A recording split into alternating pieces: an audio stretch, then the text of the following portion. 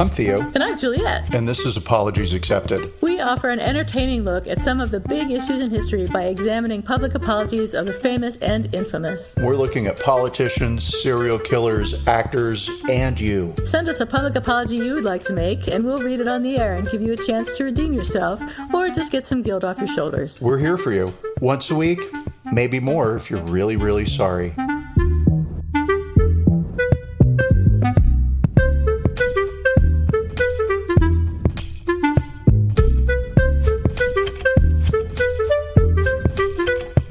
Hi, everybody. This is Apologies Accepted, the podcast. And I'm not Theo. And I am.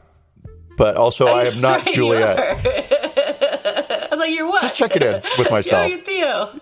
Yay. So, what's shaking bacon? Well, as I told Let's you pre-show. Get right down to it. Yeah, we're going to just get straight to it because we're hungry. We're hungry for stuff to For some sweet bacon. do. Oh, gross. It's going to go to a bad place real quick. We're not hungry. No. Let's see. Well, this week, actually, on Friday, I took a half day at work, and Yay. My niece has wanted a large TV set. She has a small TV set, right?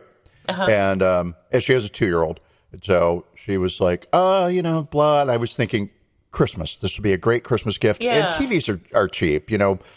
Back in the day, buying somebody a TV set was like, are you going to propose marriage? Wow. That's a $10,000 gift. And now they're like, you can get a TV for $200 and it's a great TV, right?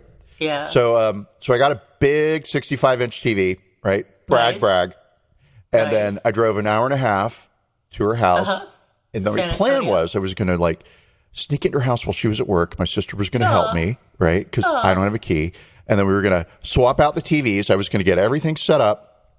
And then we would have the great big giant TV set just playing when she walked home with a little note to her like, hey, your uncles came by your house or whatever, right? So she didn't walk into the house and she lives alone, single working mom, right? So if your TV set's on, get a gun. And she has one, everybody. Oh, scary. Yeah.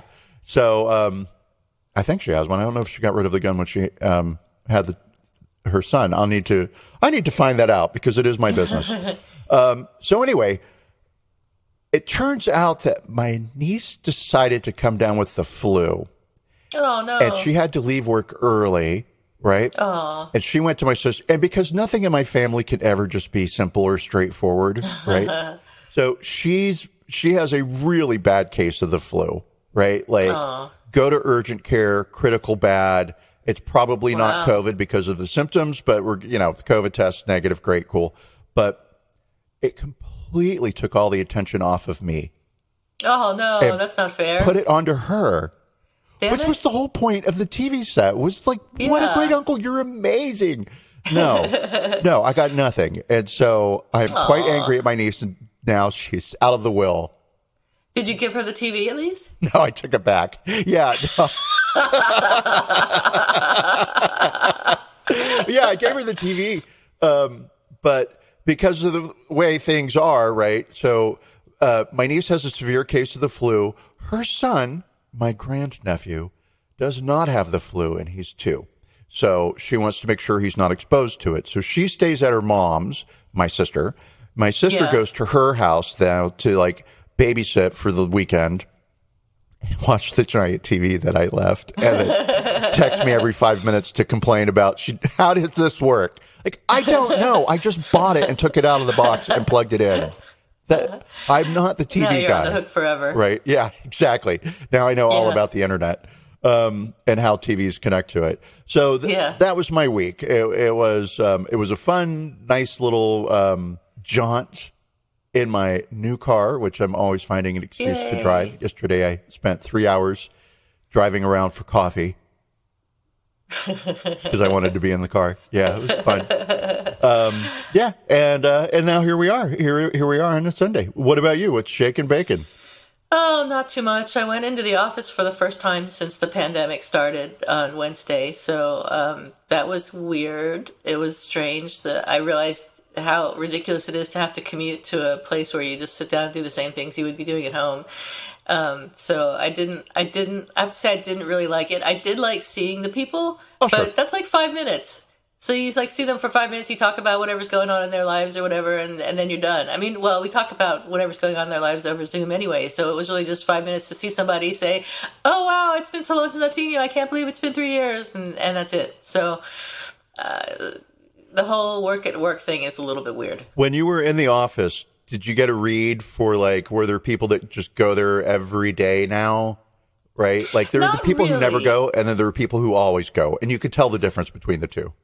I didn't really see any people that were like that. Actually, there were some people that almost everybody went more often than me. Like, I never went in, and some people that were there had jobs that required them to be there like once a week or twice a week, and some other people like went in occasionally for meetings or whatever. But I had not gone in at all, so I was like the only one that had never. It was that we built the building and opened it like right exactly around the time that the pandemic started. So I had never been in the new building, so it was like I got to find out where my office was and all that kind of thing.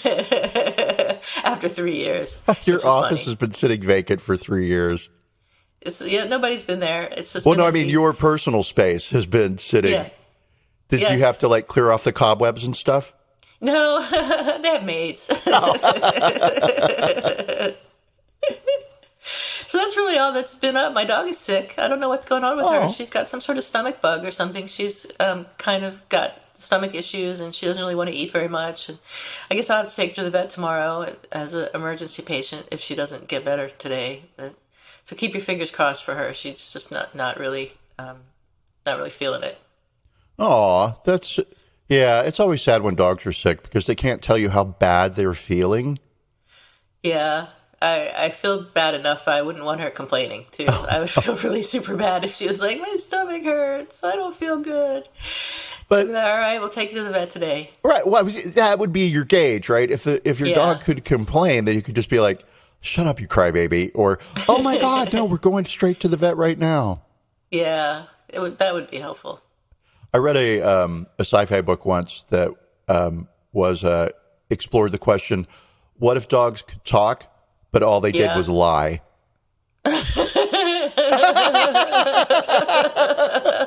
It wasn't a book, it was a short story. Yeah. I was like, what a great book. Funny. But yeah, it was a short story. So speaking of lying. Well, I was going to say, speaking of short stories. Speaking of things that are sick. Speaking of. Today we're talking about cryptocurrency. And I'll give everyone a little bit of a summary of what cryptocurrency is because it's a little bit hard to grasp. I think at least it was for me for a while. And I went to a website, Kaspersky.com, which is a security firm, to get their definition. And they say that cryptocurrency is a digital payment system that doesn't rely on banks to verify transactions. It's a peer-to-peer system that can enable anyone anywhere to send and receive payments. Instead of being physical money carried around and exchanged in the real world, cryptocurrency payments exist purely as digital entries to an online database describing specific transactions. When you transfer cryptocurrency funds, the transactions are recorded in a public ledger, or the database, and cryptocurrency is stored in digital wallets. So cryptocurrency got its name because it uses encryption to verify transactions for security and safety. And cryptocurrencies run on this distributed public ledger I mentioned earlier, which is called blockchain, which is a record of all transactions updated and held by currency holders. Units of cryptocurrency are created through a process called mining, which involves using computer power to solve complicated mathematical problems that generate what are called coins. Users can also buy the currency from brokers, then store and spend them using cryptographic wallets. So these coins don't exist in the real world. They're theoretical, I guess. I guess they're not theoretical. They're real, but they don't exist physically. They're like God. They're like God. They exist if you believe in them, but they do exist because, I don't know. It's complicated. It's complicated, and I have a very sketchy understanding of the whole thing. Yeah. They exist in that there are transistors and wires that are connected together. And right. So we just have to say they exist. You just have to say they exist, and there is a ledger that records their transactions, which means that there is proof that something was exchanged. but we don't really know what that something is. I don't really know what that something is. I mean, it's just it's a coin, but it's not really a coin. So this is all to say that we don't understand this very well, and we're not experts. Which so is we'll going to make it make fun. Some mistakes. Yeah, we'll probably make some fun mistakes in this podcast episode. So one of the world's largest, so there are no banks, but there are exchanges, and one of the world's biggest and well-regarded cryptocurrency exchanges was called FTX, which stands for Futures Exchange. FTX had gone so far into the mainstream as to have bought the naming rights to the Miami Heat's arena, and had also bailed out other crypto firms earlier this year. FTX filed for bankruptcy on Friday of this past week in what Grid called crypto's equivalent of the sudden collapse of investment bank Bear Stearns in 2008. So the head of FTX, who's a 30-year-old dude called Sam Bankman-Fried, I assume it's Fried and not Fried, but we call him SBF. Yes, and I'm just right here, bad writing, super bad writing. Bankman. Really? Yeah. Your name's Bankman? Bankman-Fried. Bankman, right. And then fried, I love the fried because it's like the bank is fried. But I'm sure it's Fried. I didn't look for audio for pronunciation guide. I didn't either, but I think it's Fried. I'm sure it's Fried. But yeah, but the Bankman part made me really angry. I didn't even notice that until just now. Thank you. You're welcome. So SBF set up FTX in 2019 and made about $27 billion at the peak of his fortune. It was $27 billion sometime last year. And he was the sixth largest political donor in the U.S. midterm elections this year and the largest donor to Democrats, having contributed almost $40 million, with the vast majority going to Democrats, which is a big influence, which I have to say I'm kind of grateful for, even though, as we see, we're not necessarily on the side of SBF. FTX was in talks to be bought by the largest exchange by volume, Binance, but in early November, it became clear that a firm associated with FTX called Alameda Research was holding large amounts of FTX's coin, which is called FTT, on its balance sheet. According to Grid, that signaled that Alameda's foundation rested not on an independent asset like a fiat currency or another crypto, but on a coin created by its sister company, FTX. This meant that any problems at FTX reducing the value of the FTT coin would then drag down Alameda. Binance then reported that it would sell its entire stake in the FTT at a value of about $580 million. So, understandably, investors got scared and sold off FTT in a self-fulfilling prophecy. FTX ran out of funds to let customers withdraw their funds and had to halt withdrawals altogether. So basically there was a run on FTX. I think that's how you would say it. FTX isn't a bank, it's an exchange, but the funds that FTX was holding, I think you can say that.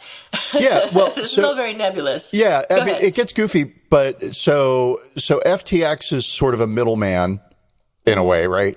And so I, Theo, want to buy some crypto. I just can't go into a bank and get that. I have to go to a middleman, being FTX or Binance or any of the other companies that play in this field. And then I give them my hard-earned American dollars for their fictional currency, in my opinion. Right. Yeah, they're made-up money. And then I own this fictional currency. But guess what? I can go back to an exchange and say, okay, I want to exchange this for some American currency. Yes, you right. can. And so that's what happened. Everybody was trading back. Everyone wants it all at once, which is the same as it would be with a bank. If everybody tried to withdraw their money at once, it might cause a problem. But theoretically, it's not because of regulation, because that's where the $250,000 maximum deposit amount comes in. So that you're guaranteed to get your money back up to $250,000. But that's not the case with exchanges, with crypto exchanges. So everybody tried to get their money out of FTX, and FTX didn't have enough coins to pay them. Right. So people are left without their money. Yep. And FTX had to say, stop withdrawing your money. We don't have any money. Sorry. We'll try to get you more money maybe later if we can. So this is also bad that FTX turned over control of the company to John J. Ray III, who, if you recall, was the restructuring specialist who handled the liquidation of Enron. Yes. So that's not so good for FTX. And then in a ripple effect, as the price of the FTT coin plunged, large crypto markets also saw a downturn, and the price of major coins has plummeted. So like Bitcoin and all the other coins that you've heard of, the price has gone down. A woman named Noelle Atchison, who's the author of a newsletter called Crypto is Macro Now, which I don't know what that means, said, "It is sentiment that has been hit, not value, and not the potential impact on opportunity and access. The damage is significant, but it will encourage further improvements on transparency and resilience, as well as user awareness. It will produce a stronger industry once greater clarity emerges and emotions recover." However, as I was putting together the story yesterday, Reuters reported that at least $1 billion of customer funds had vanished from FTX. The exchange founder, SBF, secretly transferred $10 billion of customer funds from FTX to his trading company, Alameda Research, which I mentioned earlier. Mm-hmm. A large portion of that total has since disappeared. One source put the missing amount at about $1.7 billion. In a subsequent examination, FTX legal and finance teams learned that SBF had implemented a backdoor in the bookkeeping system at FTX, which was built using custom software. So they said the backdoor allowed SBF to execute commands that could alter the company's financial records without letting other people know, including external auditors. This setup meant that the movement of the $10 billion in funds to Alameda did not trigger internal compliance or accounting red flags at FTX. SBF denied implementing a backdoor in a text message to Reuters. No, I'm sure they didn't. No. I'm sure they didn't. No. Yes. The U.S. SEC, Securities and Exchange Commission, is now investigating FTX.com's handling of customer funds, as well as its crypto lending activities. And the Department of Justice and the Commodity Futures Trading Commission are also investigating.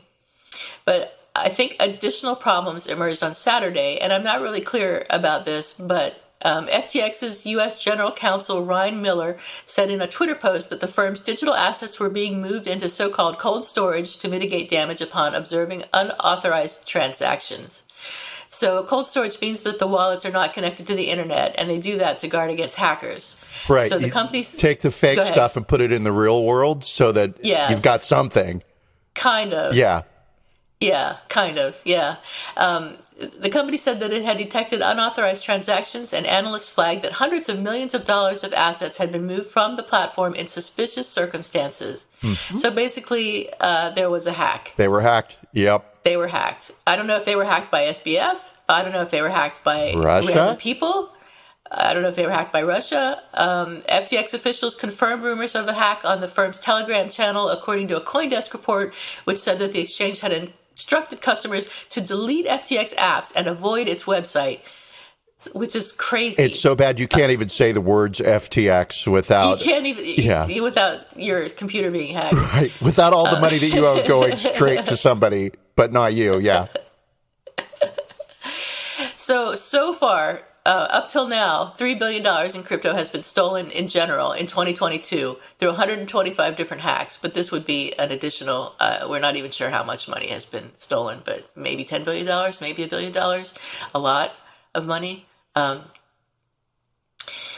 The Mirza Baradaran is a professor at the University of California Irvine School of Law and wrote a couple of books. And she said, "It's hard to believe anyone took the valuation seriously, let alone the people making them." The next question, said John Griffin, founder of Integra FEC, the next question is how wide a contagion effort this is going to have on other exchanges and where the next potential losses can occur. So this is also a massive loss for the crypto community's credibility with regulators. Mm-hmm. Which is understandable. SBF was sort of in favor of some regulation. He would go to Washington, D.C. and talk to regulators and donate money to everyone he could donate money to. But now he's sort of the bad guy, and this is bad news for everyone. And I don't understand understand any of this, right? Yeah.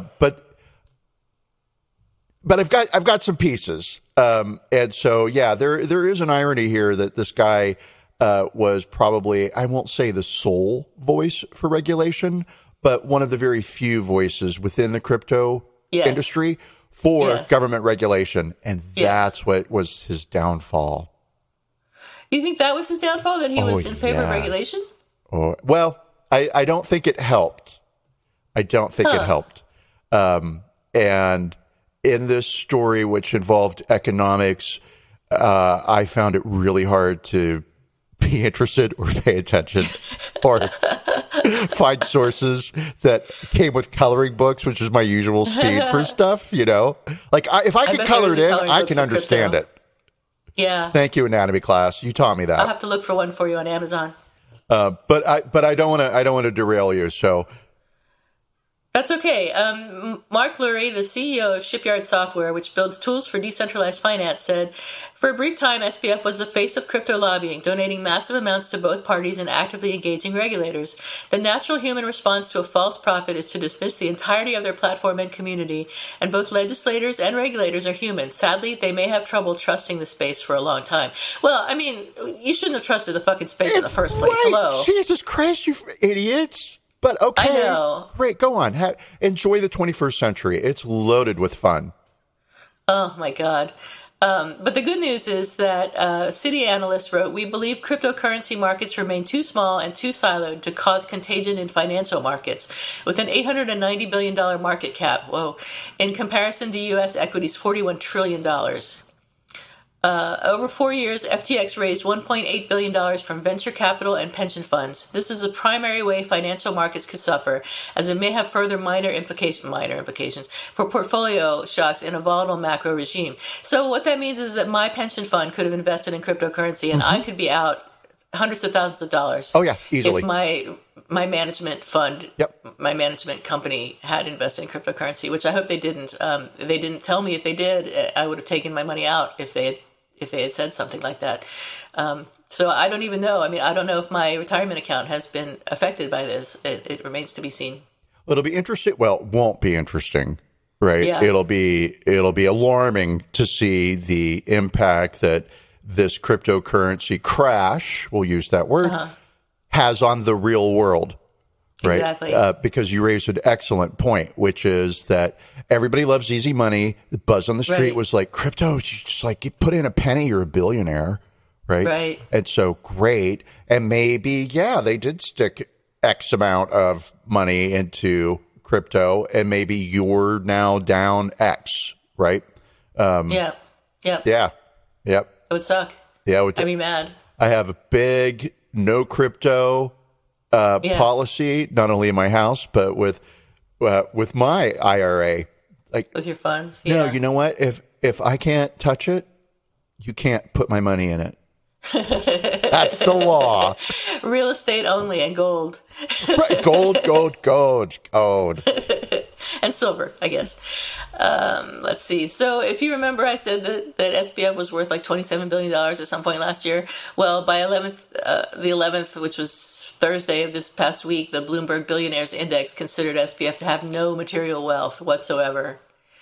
So Thomas Hayes, who is a managing member at Great Hill Capital in New York, said this guy was the face of the crypto industry, and it turned out that the emperor had no clothes. That's the whole point That's the whole story. About this, some preposition about crypto and NTF. Yeah. Right? And not FTX, but NTF, the art thing. NTF. Is, yeah, like it's awesome that, I mean, it's ridiculous. The prediction, the currency of the future will be computer storage space, right? That's probably possible. If you can buy/own a sort of a system that can store information and data, then that becomes a value in a world where data is like, I forget what it is, but there's some weird, scary statistic that like in 1 minute of internet time today, we store as much data as was ever generated from like the 80s through 2000. Wow. Right. And so at a certain point, you run out of storage, I guess. I don't know enough about this. So let's talk more about it, since I don't know anything about that aspect of it. I don't know anything about it either. But it's goofy. It gets into theoretical. And then that's where we dance in theoretical realm, right? Because those concepts are easier to understand and grasp. And then you can sort of I can piece them and layer them down on the real world thing that happened and been like, oh, okay, I get it. Sure. That's like a banana and that's like a hungry monkey. All right, I got it. So that's my story. Have you got any additional details? Oh, yes, I do. Boy. Because I knew you were speaking English.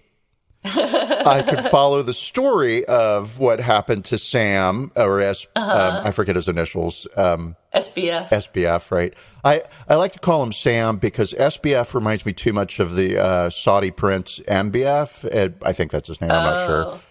Okay. And so I'll call him Sam because he is my friend. And I'm going to say, like, I like what I've seen of Sam so far. Right? Really?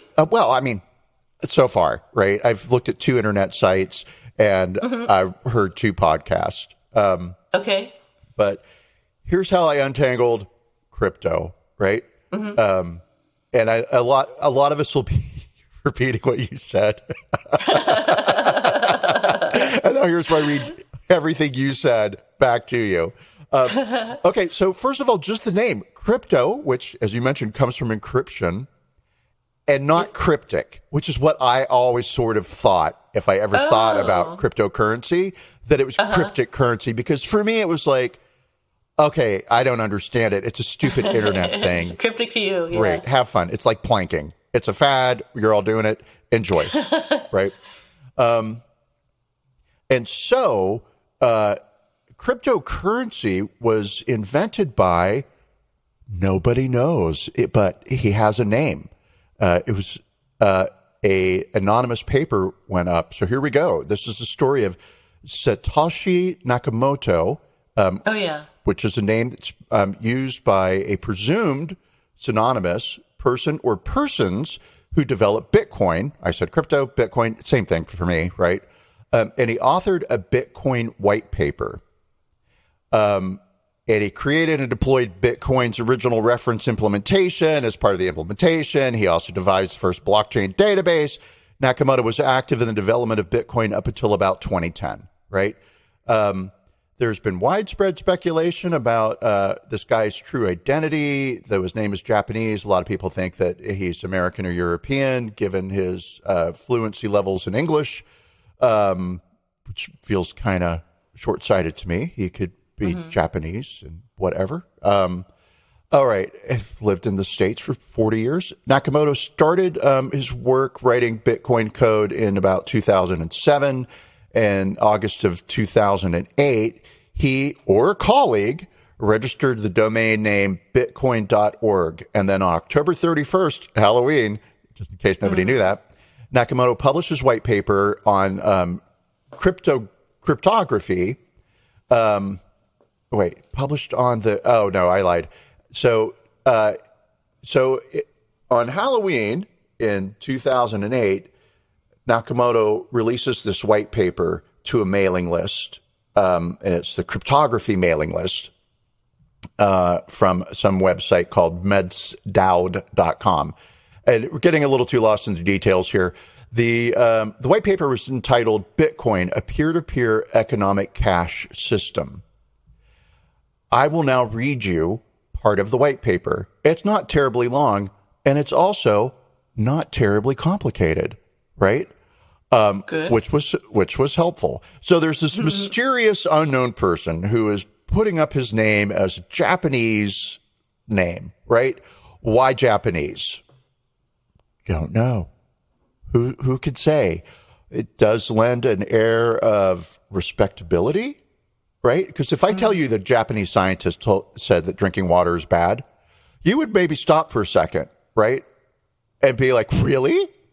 But if I said a French scientist said, here's where I'm going to start a war, said that drinking water is bad, you'd be like, oh, poo-poo. I think we have listeners in France. We do. That was a special hug. Bonjour. Okay, so this is Nakamoto's white paper. I won't read the whole thing, but it real quick explains what this is and why it will work. So it starts. I've developed a new open source peer-to-peer e-cash system called Bitcoin. It's completely decentralized with no central server or trusted parties because everything is based on crypto proof instead of trust. Give it a try or take a look at the screenshots and design paper. And then there's a link to the very involved, very complex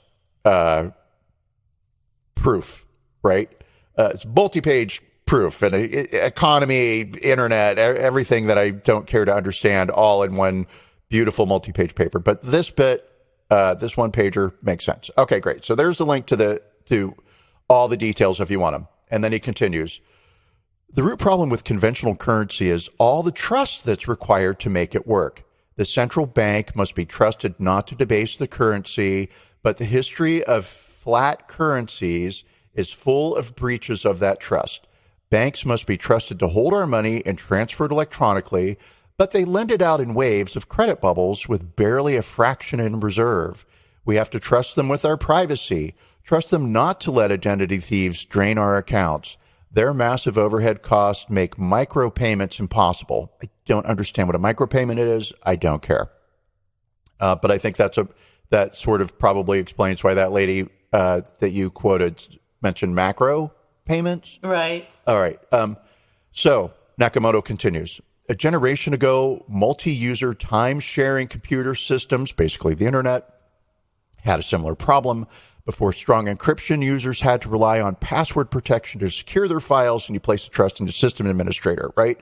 But then along comes, well, let me not paraphrase here. I'll just keep reading. Privacy could always be overridden by the admin, this is back in the day, based on his judgment call, weighing the principle of privacy against other concerns, or at the behest of his superiors. Then, strong encryption became available to the masses, and trust was no longer required. Data could be secured in a way that was physically impossible for others to access, no matter for what reason, no matter how good the excuse, no matter what. It's time we had the same thing for money. With e-currency based on cryptographic proof without the need to trust a third-party middleman, money can be secure and transactions effortless. One of the fundamental building blocks for such a system is digital signatures, and then he sort of goes into how this works. But basically, if you do believe in internet money, right, and then I give you 5 internet monies, what stops me from turning around and giving the same 5 internet monies to somebody else? Why can't I copy and paste my money, right? Right. And so this guy has found a way to do that with timestamps. So once I give you that money, somewhere on the web, there's a timestamp that records that regardless of what servers we're on. And his system allows for reading all servers looking for timestamps. So if I give you 5 monies and then I give Brent 5 monies, the same 5 monies, copy and paste it, I can't do that because the system is going to see that that 5 monies was spent 10 seconds ago. Right. So, yeah. All right, great. So crypto is born, and then I'm not sure how Sam starts a company called Alameda, but he starts a company called Alameda, and I'll even back up a little bit here because I have this in a more understandable format coming forward. I'm really excited, just like start talking, and let's not do that. So, okay. So who's Bankman-Fried? Bankman-Fried graduated from MIT with a degree in physics. He traded currencies, futures, and exchange-traded funds for Jane Street Capital. After more than a 3-year stint at the New York-based firm, he moved to crypto trading, and he founded Alameda Research in 2017. Besides trading major cryptocurrencies, the company also dabbled in other digital assets. And so he's got Alameda, and then Alameda sort of spawns FTX. More than a year and a half after starting Alameda, Bankman-Fried teamed up with Gary Wang, a former software engineer at Google and a fellow MIT graduate, to start FTX. The company offered trading on crypto tokens and derivatives, while also boasting of a robust risk management system. Bankman-Fried, often referred to by his initials, SBF, brought Binance on board as FTX's first investor. And Binance is the gorilla in the room when it comes to cryptocurrency. So if we want to think of it as banks, Binance is the big bank and FTX is a startup. But you know what? They come out of the gate strong, and there's a little bit of a crypto crash that happens, and FTX buys up some of these companies and it gets even stronger. Sam was based in Hong Kong, where his company was originally headquartered. But last year in 2021, he moved to the Bahamas when FTX also moved its headquarters to the Bahamas, right? Binance was an early investor in FTX. Sam was an advocate for regulation of the crypto industry and the head of Bitcoin. A guy named Changpeng Zhao was not. This difference in regulatory advocacy created tensions between the two. Things got personal. And let's see. FTX fell quickly. So on Friday, this is like a week ago, on Friday, an article in a online magazine called CoinDesk, which is a crypto news publication, said that Alameda Research, Sam's first company that helped launch FTX, had a lot of its value in FTX cryptocurrency. Both companies are at risk because their value is based on each other, so they're sort of codependent. One company's value is based on the currency the other company issues. Suddenly, FTX looks like an empty bag. So, on Sunday, Changpeng Zhao, who's the founder of Binance, and I'm sorry, earlier I said that Changpeng Zhao was the head of Bitcoin, and he's not. He is the head of Binance, and Binance sits on FTX's board, right? So Binance came in, the early investor in FTX, things are going great. Sam's running around DC saying things like, we should be regulated. And Changpeng Zhao is not a fan of that idea, right? And so this article comes out in this respected industry publication that says, isn't it weird that Alameda and FTX are both owned by the same guy and both companies sort of like fund each other? Doesn't that feel like there should be a problem there? And Changpeng Zhao decides he's going to sell off $580 million of his shares in FTX for risk management purposes, but he also tweets that he won't support people who lobby against other industry players behind their backs. Yeah. So this leads to a run on FTX Bank, right? Which Exchange. Reminds me, thank you, yeah, Exchange. I want to get straight to It's a Wonderful Life and that scene where Jimmy Stewart and Donna Reed are in the car, finally married, and they're driving off to their honeymoon, but then there's a run on the bank, and he's got to go in there, and he explains to everybody what money is and how it works, right? This film, of course, is like the Great Depression, and things are crashing, and everybody's like, I need money. And so the bank's going to not have any money, and Jimmy Stewart has to say, listen, your money's not sitting in the bank. Your money's sitting in that person's house and your neighbor's house. And we all have to trust each other and know that we're all going to be okay, right? Did this happen in It's a Wonderful Life? Pardon? Did this actually happen in the movie? You've never seen It's a Wonderful Life? It's been so long. Oh, my God. It's an every year event in my household. Whether I want to or not, I will watch. It is fucking tradition. Yeah. Maybe I'll watch it this year. You have to. You have to watch it. It is, yes, it is great. And so it's a wonderful movie. And it was James' mom's favorite movie, so she and I would watch it together. And he hates that movie, and he's never really. He has now seen it all the way through, but he'd never seen it all the way through. And when he first came to the States, and I was like, it's Christmas time, and now we're going to watch It's a Wonderful Life. And he was madly in love with me in those days. And he was like, anything you want is just the most interesting thing in the world. Yes. And then we watched it, and he didn't love it. He was like, it's kind of scary. It's very rah, rah, rah, America capitalism. Yeah. And I was like, yeah. What's wrong with that? Where are you living right now? Thank you. Yes, you're welcome. Okay. So enough about that. But so everybody decided, we need to get our money out of there. And now FTX is about $8 billion in the hole. FTX had gone to Binance to say, hey, Binance, we're in some financial trouble here. Would you like to buy us?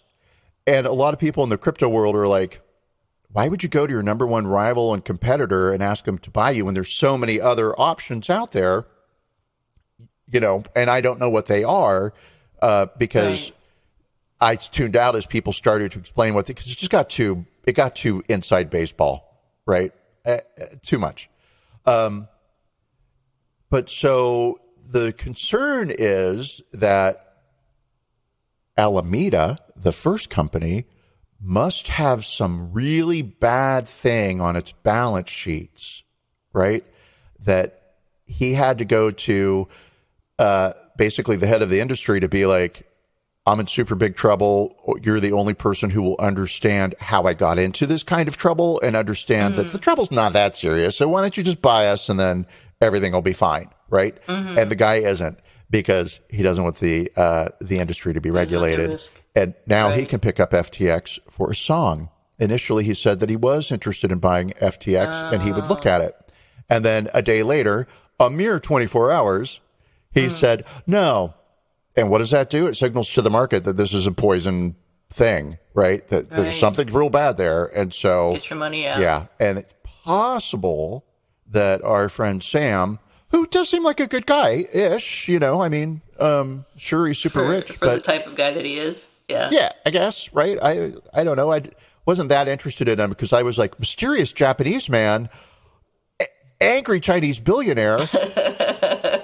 Money is fiction. What? So the interesting thing about SBF, in my opinion, is that he was in favor of this thing called effective altruism. I don't know if you're going to talk about that. No. What is it?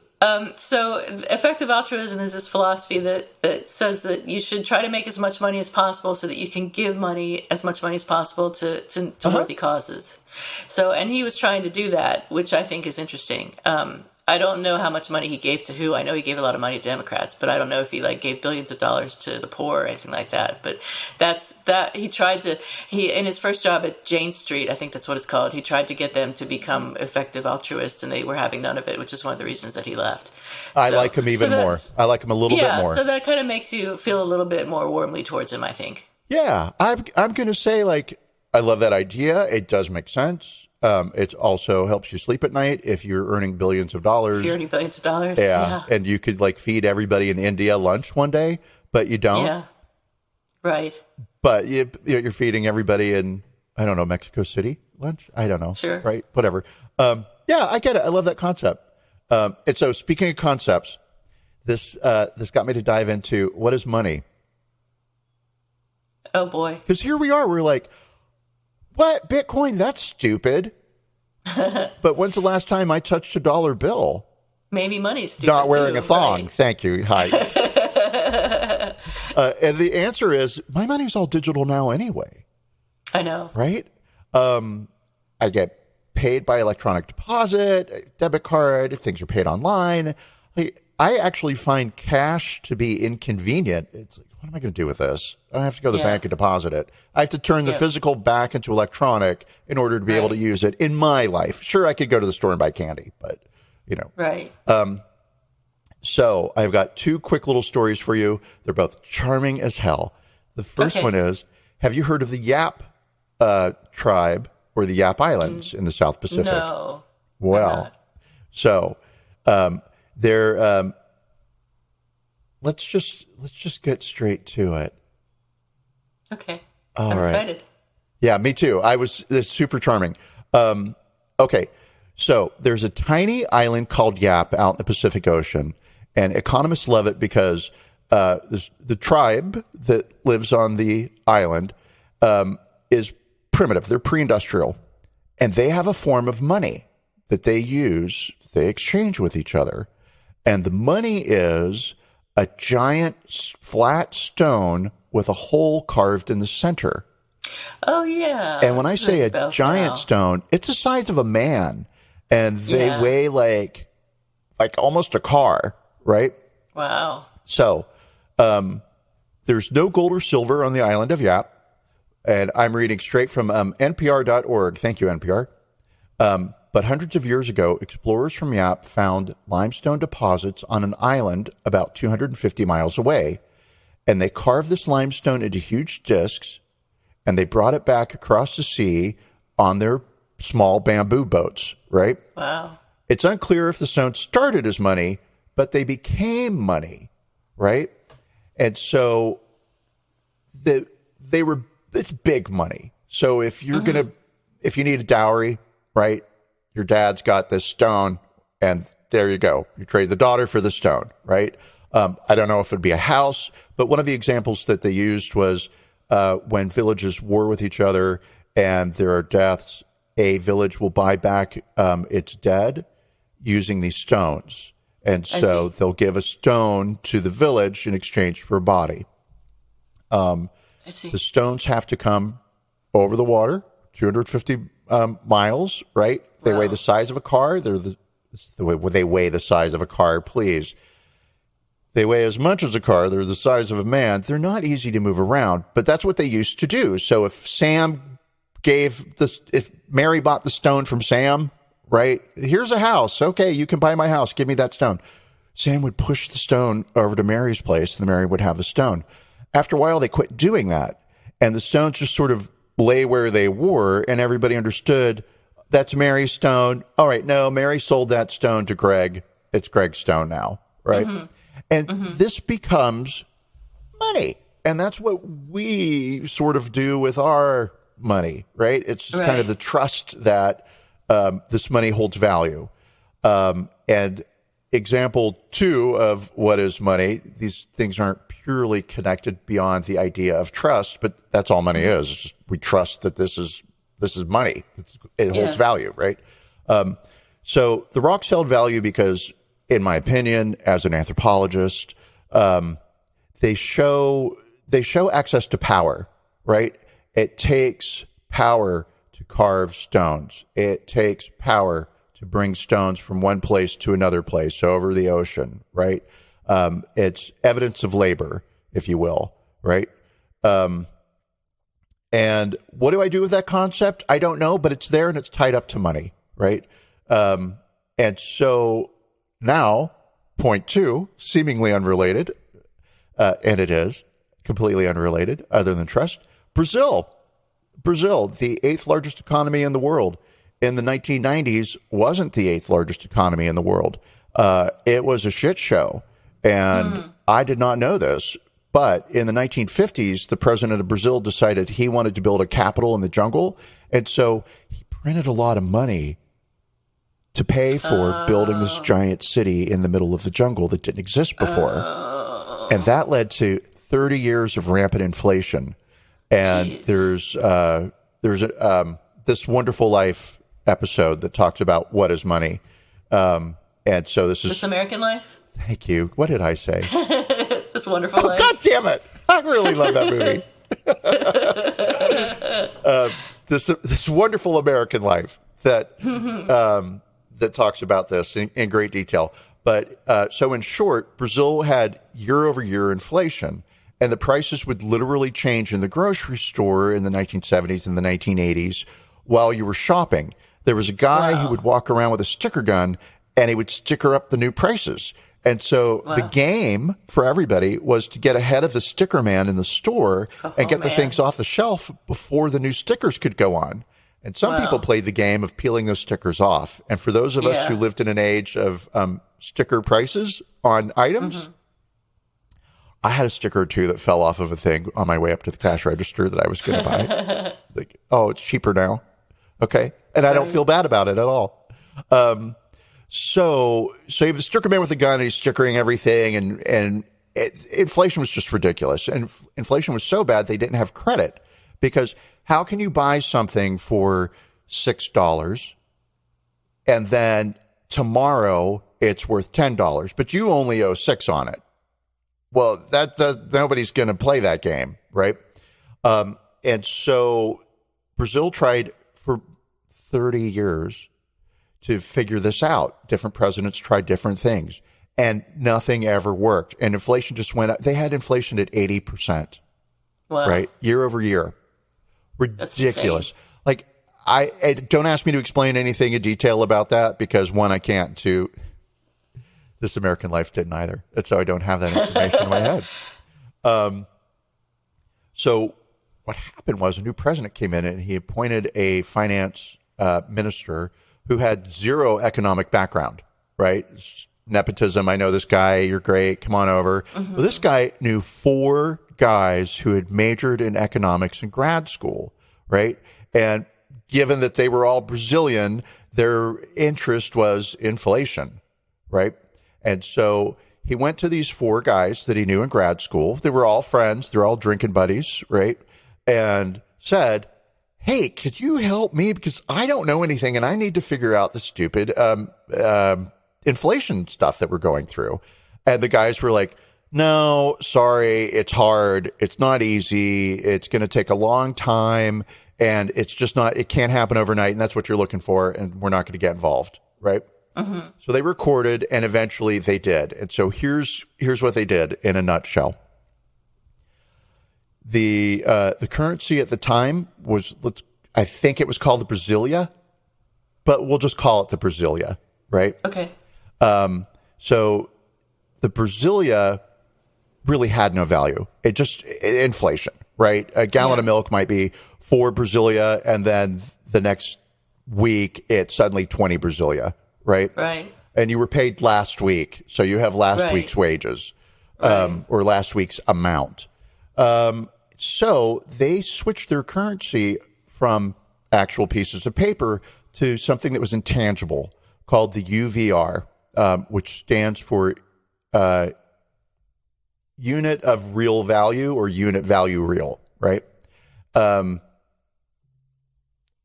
Yes, so the UVR. And in the newspaper, there was a chart that was printed every day that said 1 UVR is worth 2 Brasilia. And then the next day, 1 UVR is now worth 4 Brasilia. Inflation. The next day, 1 UVR is worth 12 Brasilia, right? And this is what was happening with milk as well. So what people were actually doing was they were buying UVRs. They were also paid in UVRs. And suddenly people started to, I shouldn't say suddenly because it didn't happen suddenly. It did happen over time. But people started to think in UVRs because the stores were pricing things in UVRs and Brasilia. So there were 2 stickers on them. The UVR gallon of milk was 1 UVR. But the Brasilia, it might be 30, right? And the next day might be 60. But the UVR remained consistent. And that encouraged people to not only, well, also they were paid in it. But that encouraged people to trust the UVR because it held its value. And then the government started issuing what's now in play, which is called the real, the Brazilian real. And guess what? People used the UVRs to buy the reals, right? What changed? People's trust. That's it. I see. Then it didn't matter about the location of the stone. Didn't matter if it was sitting in front of your house, if it was on the beach still, right? It's that people knew that that stone was Mary's. People know the UVR is worth, 1 UVR is worth 1 gallon of milk, right? And so, yeah, and now Brazil is the 8th largest economy in the world, and you're welcome. Wow, interesting. Yeah, so money is all about trust, and Bitcoin, well, I mean, I'm already on Bitcoin. I'm not using Bitcoin. I'm not using crypto. That's not what I call my money, but that's what it is. I don't see it. I don't touch it. Well, not really, because you've got regulations and all that sort of thing that are protecting the value of your money, so it can't lose value like the FTT did. Theoretically. I'll say theoretically because I will throw Mr. Nakamoto's white paper at you and say that he said that, did he say banks devalue their currencies? The problem with conventional currency is trust is required. The central bank must not be trusted to debase the currency. Yeah, so... Oh, I don't like thinking about this. I don't want to be out of money. Say that I don't understand it very well. Totally no, not at all. All I could do is throw white papers at you. Yeah, so there could, I'm not going to get into explaining because I don't know what I'm talking about. So, but that's what makes it fun. We have an apology to talk about. Are you ready? Yes, I am. So on November 10th, which is the latest communication on Twitter that anyone has seen from SBF, he put out an apology, which is a series of 22 tweets, which I'm not going to read them all to you, but I will read the ones that are relevant to the apology part. So the first one said, "I'm sorry. That's the biggest thing. I fucked up and should have done better." Number 2 said, I also should have been communicating more very recently. Transparently, my hands were tied during the duration of the possible Binance deal. I wasn't particularly allowed to say much publicly, but of course it's on me that we ended up there in the first place. And then he says some more stuff that I'm going to ignore. And number 5, the full story here is one I'm still fleshing out every detail of, but at a very high level, I fucked up twice. The first time, a poor internal labeling of bank-related accounts meant that I was substantially off on my sense of user's margin. I thought it was way lower.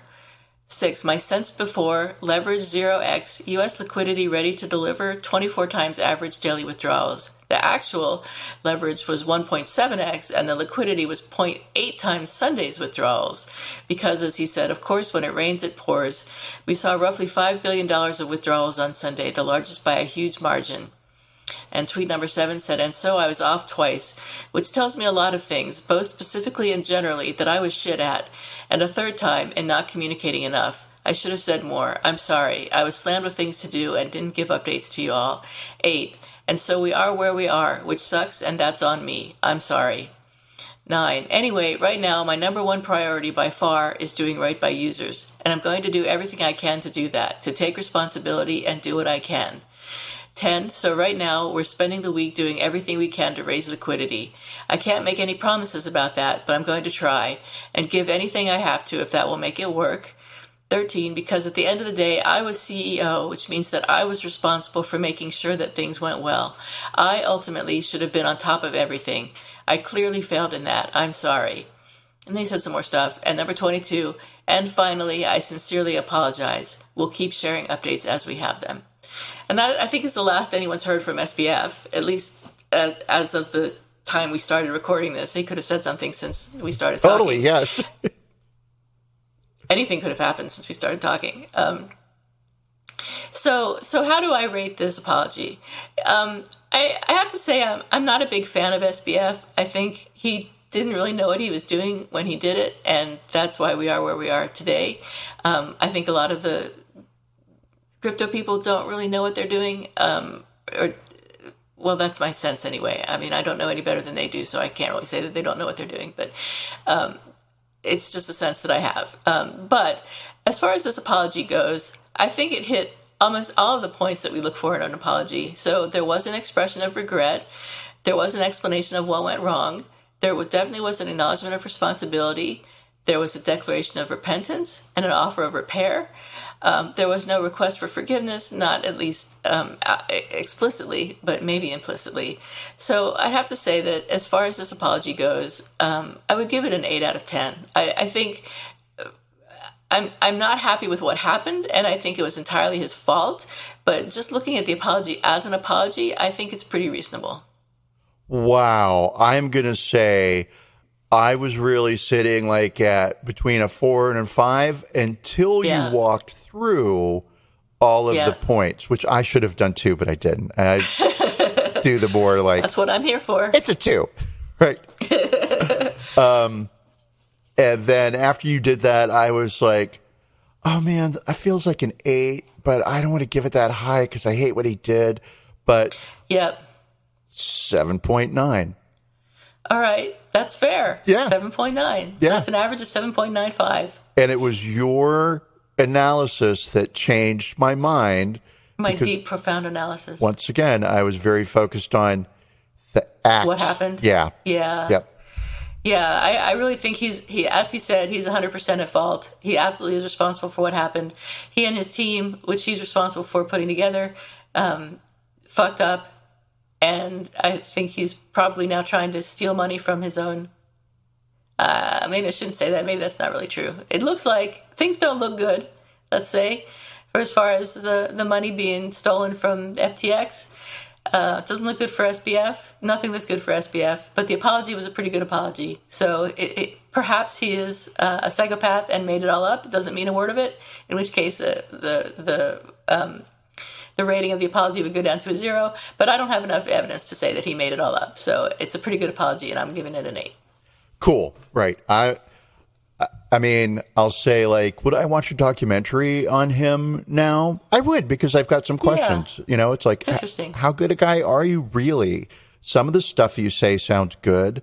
You're very young to be so rich and in control of so much, but then people are fucking stupid. So not your fault that a ton of people handed you a ton of money. Maybe it is your fault that you robbed one piggy bank to pay the other piggy bank back. Right. And maybe that's probably feeling like a Ponzi scheme in a way. Exactly. But what do I know? Not enough to be a billionaire. But I wouldn't want to be. It's too much trouble. Yeah, seems like it. That's what we'll tell ourselves anyway. Okay, so do you have an apology expected or a who's sorry now today? I have an apology expected. Awesome. And this one just fell right out of the sky and straight into my lap, and it hurt. Okay, so Martin Mubarak will be apologizing, most likely to, well, for sure the art world, probably to, I'll say federal investigators, but this is all coming at him from Mexico. So I'll read this straight from Smithsonian. I won't read it. Okay, so here's what happened. Martin Mubarak is like a really super rich guy, and he decided that he was going to generate some NTFs, the art thing, right? I know you know that. For our listeners who don't, the digital art thing, right? Which I've never fucking understood, but who cares? Right. And so what he did was he had a big party at his mansion in Miami, and he invited a ton of people. And this was in July of this year. And he took a beautiful martini glass, and he filled it up with blue ethyl alcohol. Okay. And then he took a page out of Frida Kahlo's personal diary where she had drawn an illustration that's called Fantasmos Sinestros, Sinister Phantoms, right? Because I speak Spanish so well. I had to translate that for you. And then he lit a match, and he set the martini glass ablaze, which burned Frida Kahlo's artwork to ashes. Mm-hmm. Then he made it an NTF, and he sold 4 of them, and he's generated $11,000. The piece which he burned is estimated to have been worth $10 million. Damn. Yes. And not cool, right? I mean, outside of like what he did, not cool. Let's see here. And now I will read from Smithsonian Magazine. So all that happened in July. 4 months later, it looks like Mubarak's stunt will cost him a lot more than it will earn him. The burning of the drawing, which Mubarak alleges was the former Fantamenos, Sinestros, a 9-by-6-inch ink and watercolor work that Kahlo drew in her diary in 1944, mostly flew under the radar until September when it reached Mexico's National Institute of Fine Arts and Literature. On September 26th, the Institute announced that it was investigating whether the drawing that Mubarak burned was authentic or not. If the drawing was indeed a real Kahlo work, Mubarak has committed a federal crime in the eyes of the Mexican government, which protects Kahlo's entire body of work as national treasures, as well they should. In Mexico, the deliberate destruction of an artistic monument constitutes a crime in terms of the federal law on archaeological, artistic, and historic monuments and zones, the Institute said in a statement. Per Google Translate. You couldn't find anybody who speaks Spanish. Hola, estoy aquí.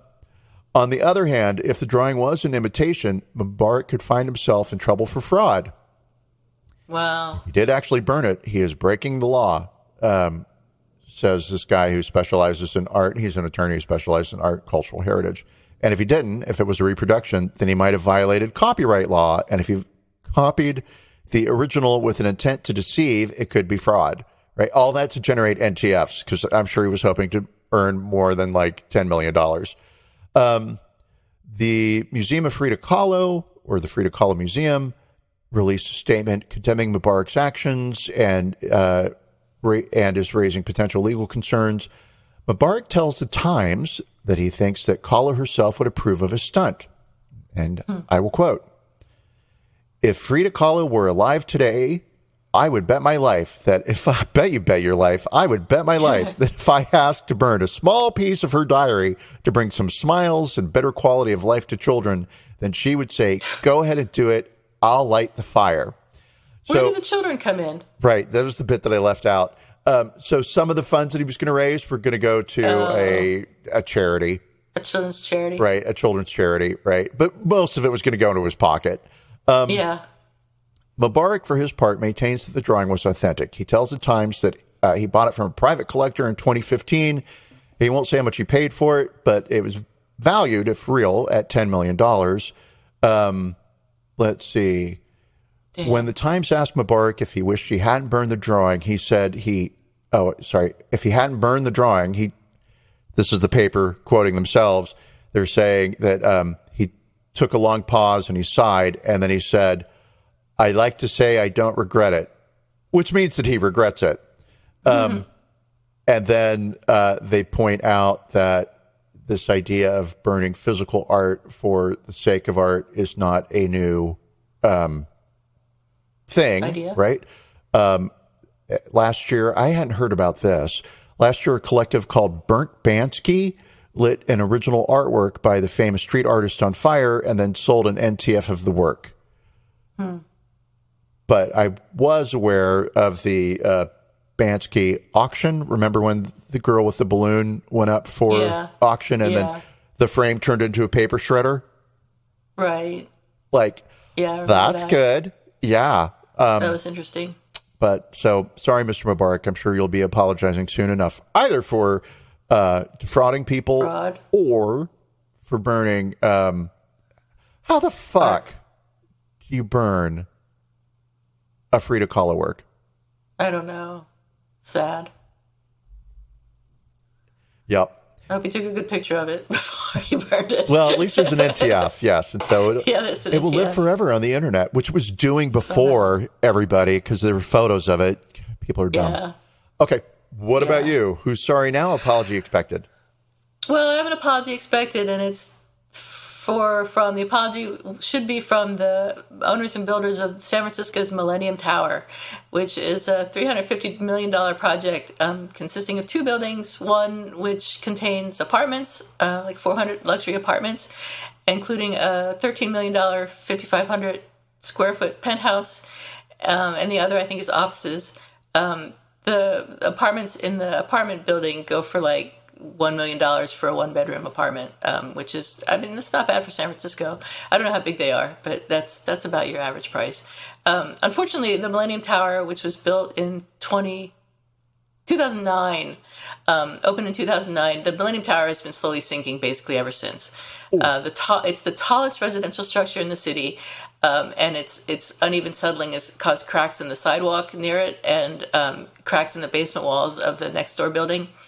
The office building next door, and the tenants were notified in 2016. By the end of last year, the tower had leaned a total of 24 inches to the west and 8 inches to the north. And I think by this time, it's 28 inches it's leaning to the west, and it's settled 18 to 20 inches deep into the ground. I know, right? Oh my God, it's going to fall over and... It's going to fall over. And crush people. That's what I think. The ground where it's built in downtown San Francisco is basically like landfill, so it's not really safe in an earthquake. The structural engineer responsible for fixing the issues, whose name is Ronald Hamburger. All right, now I'm angry that he doesn't own a restaurant, but pray, continue. He said that the building is safe. And he said, since we anticipate that the rate of tilting will continue to decrease with time and will eventually stop, we do not anticipate the building would ever tilt enough to become unsafe. I have performed analyses that indicate the building can withstand at least 70 inches of tilt to the west and 30 inches to the north before its ability to resist earthquakes would be compromised. Even if this amount of tilting was exceeded, the building would still be safer than most existing buildings in San Francisco, but not as safe as intended by the current building code, which to me sounds like bullshit. I mean, how can you tilt 70 inches in one direction without falling over? Well, okay, and we're like 30% of the way towards our maximum anyway right now. So Right, exactly. Well, no, not only that, but the paper I got this from, called the SFist, says that once the building gets to 40 inches, the elevator would start to fail and the life safety systems would start to fail.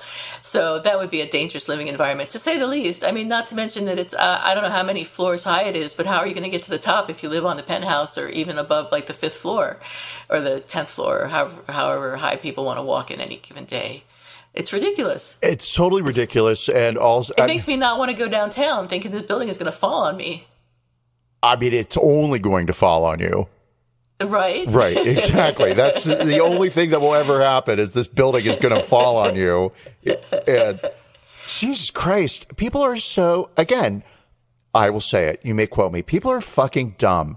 Who's going to build? Let's build the tallest skyscraper in San Francisco. Right, on top of landfill, basically. Even outside of that, even if it was like solid granite all the way down to the Earth's core, the earthquakes. Hi, sorry. I am a Californian. I am not terrified of earthquakes, but I'll be goddamned if I would be living on like the 50th, 60th floor of anywhere. Oh, I know. Hell no. Hell no. I wouldn't want to work on. I worked on the 64th floor of in LA. Yep, in the what was called the Library Tower at the time. Brag. And I had to take 2 different elevators to get to my office, right? And I'm afraid of heights. Terrified of heights. That's awful. And the building was tall enough that on the 64th floor, if you stood still, yes, it would sway. And on super stupid bad, when oh my God, I can't remember the winds now. They're not the Santa Ana. Thank you. When the Santa Anas were blowing, I wanted to call them the San Andreas because I'm talking about earthquakes. The San Andreas winds. Yeah, it'd be like, you know what? If there's ever an earthquake, I am fucking dead. That's scary. Right? And thank goodness, like, nothing bad ever happened. Yeah, while you were there, yeah. But I was never more delighted than to get out of that building.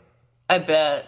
I worked in a tall building downtown San Francisco for a while, and I was not happy either, even though I think we were only on the 20th floor or something, but still it was like, man, I'd say no to this.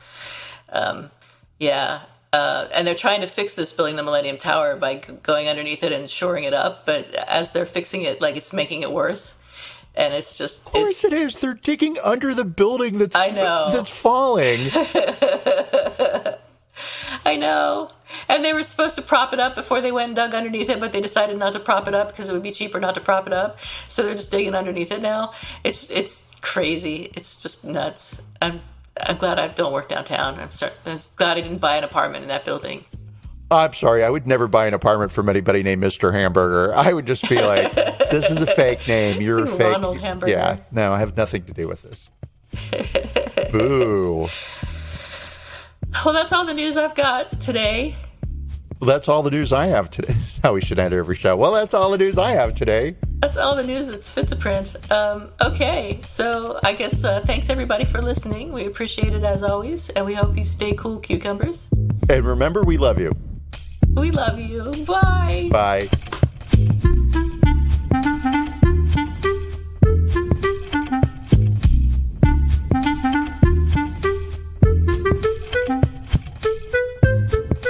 Thank you for listening to Apologies Accepted, the podcast. You can find links to the articles and the sources in the show notes. To submit an apology or find out more, visit us at apologiesaccepted.net, where you can also find our merchandise. We're on Twitter at Apologies Accepted. And on Instagram at apologies.accepted. You can support our important work at Patreon.com/Apologies Accepted. And fuck Facebook. Bye. Bye.